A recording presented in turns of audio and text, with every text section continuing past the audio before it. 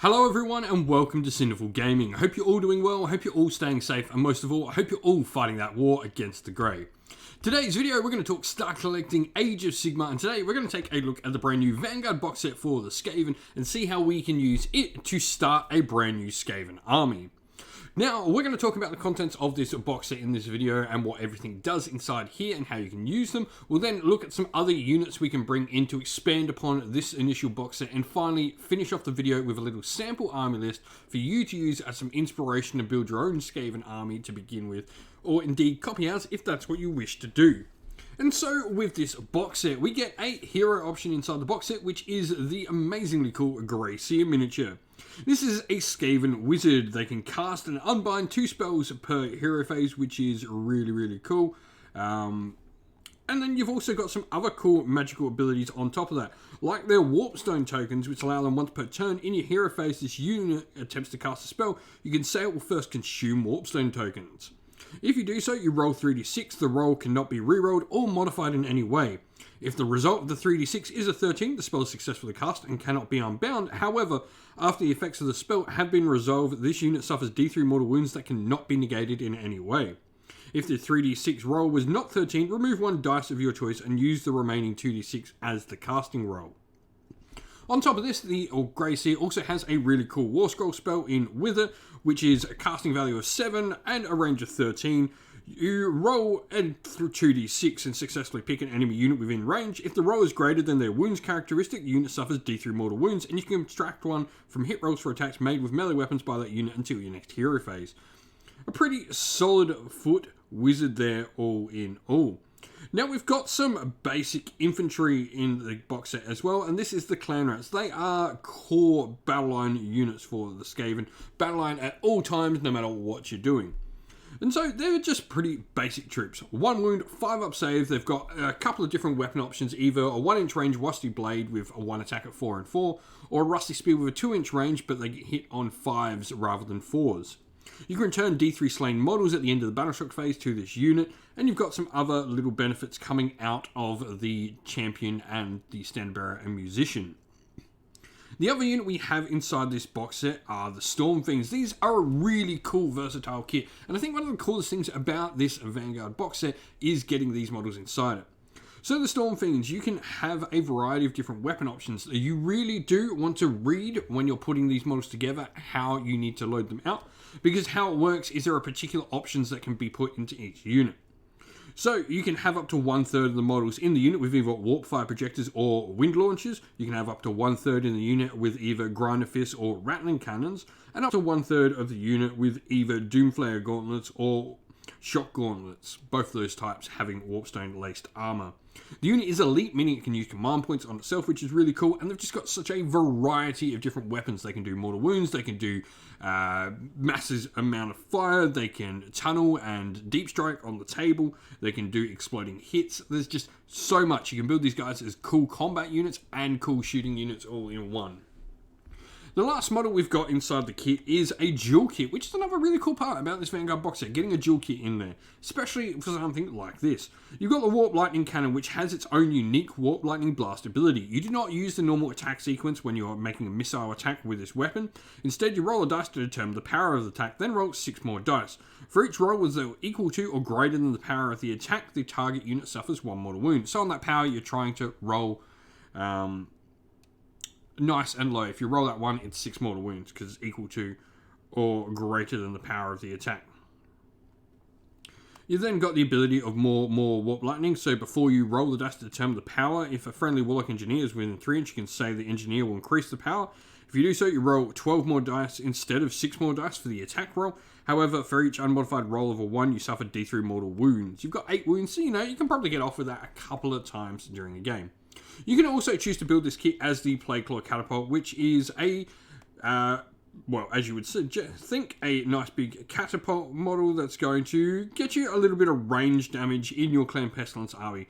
I think with all the stuff we've got in this, you're probably going to want to build the cannon first, and that would be my suggestion. But the Plagueclaw does have a single attack at 3s to hit, 2s to wound, rend 2, damage D6, and it can also get some other benefits and negate your opponent's bravery when it manages to hit targets as well. And so, looking at some other options to bring into the force, I want to talk about three particular characters, the Arch Warlock, Warlock Engineer, and Warlock Bombardier next. Now, all three of these are Clan Scryer characters. Now, when we include a Clan Scryer character in our army, this allows us to take one of our Clan Scryer units of Stormfiends or Scryer Acolytes as battle lines. So this is why I think they're a great addition. They're going to get you 2 battle line units nice and easy for your army.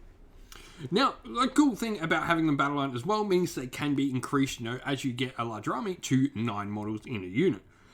Now, your Arch Warlock is the highest level of wizard you can take for Clan Scryer. He's a 2 cast and 2 unbind wizard with 6 wounds and a 3 up save, so he's pretty survivable for a Skaven character.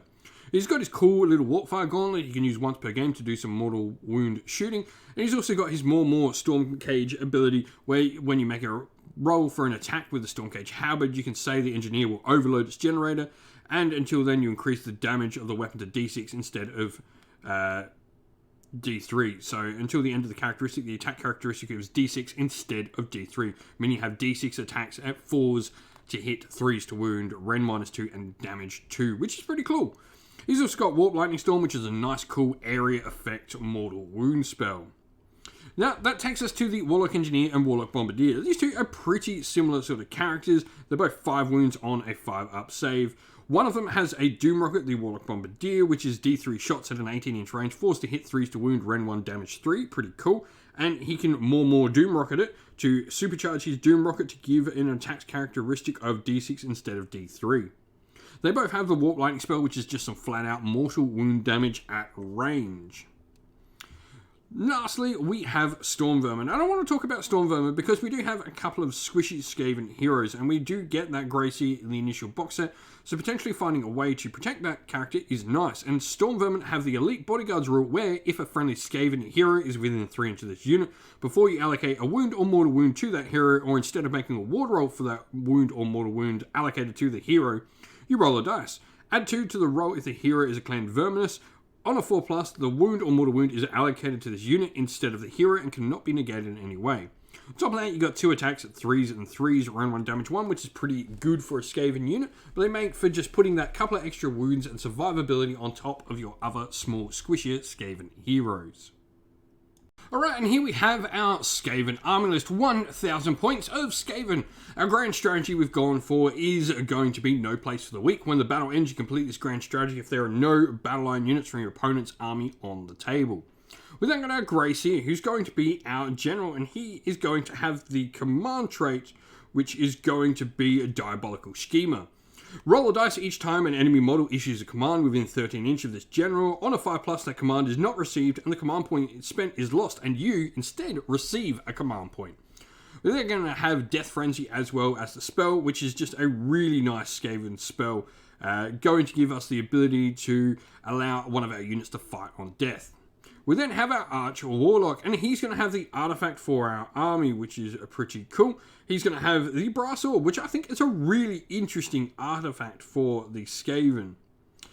What the Brass Orb is going to allow us to do is we're going to be able to throw it at an enemy unit, and when this enemy unit is hit by the Brass Orb, we're going to be able to force them to set up the enemy unit somewhere in their backfield 9 inches away from enemy units. They have to set it up back in their own territory. It can be a really useful artifact, I think.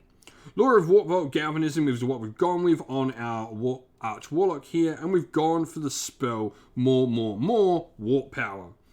When it's cast at 7 to cast, by the way, and a 13-inch range, you pick a friendly Clan Scryer unit, hollow within range and visible to the caster, add 1 to the hit rolls and the wound rolls for attacks made by that model. However, the unit will also suffer D3 mortal wounds.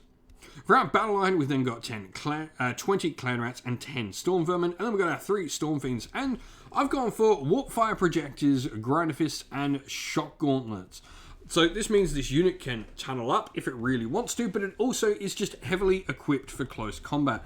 For me, I really like Stormfiends in close combat in the new way we're going to play the game. With the Bounty Hunter's ability, it can really pump them up to do some cool damage. They're in that Bounty Hunter's battalion to be hunting our opponent's troops choices, hence why we've gone for no place for the weak as our grand strategy, hoping our units can do a nice lot of damage.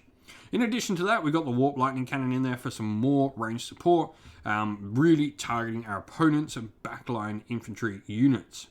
985 points is pretty close to the mark, so there's a good chance we may see the triumph. We've inspired for +1 a wound, 67 wounds and 6 drops. I do feel drops are definitely going to increase in this edition.